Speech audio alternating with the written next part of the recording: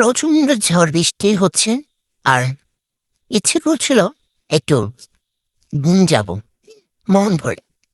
কিন্তু ওই যে সংসারে কাজ যারা করে তাদের আর ঘুম হয় না নিজের ইচ্ছা মতো।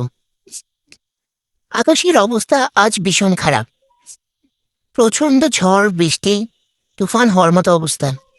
যেই আমি রান্নাঘরে গেলাম, অমনি দেখলাম আমার রান্নাঘর পুরো বৃষ্টির পানিতে থই থই করছে।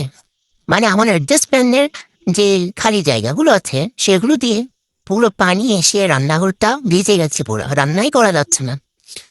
তো এমন অবস্থায় কোথায় আমি একটু চিন্তা করলাম আমার বরটা বাইরে থেকে খাবার এনে আমাকে একটু খাওয়াবে।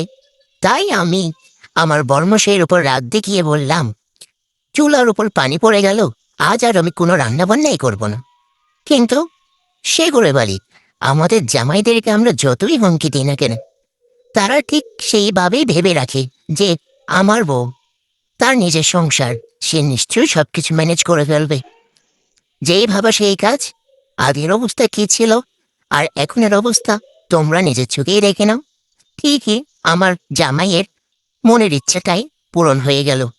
আমি এই রান্নাঘরে সবকিছু পরিষ্কার করে সেই রান্না বান্না সবকিছু করে রাখলাম।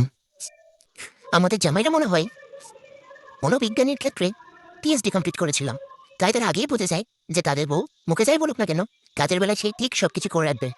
তাই তো আমাদের মনের ইচ্ছাগুলো চাইলে সবসময় পূরণ হয় না। কি কপাল, কি কপাল।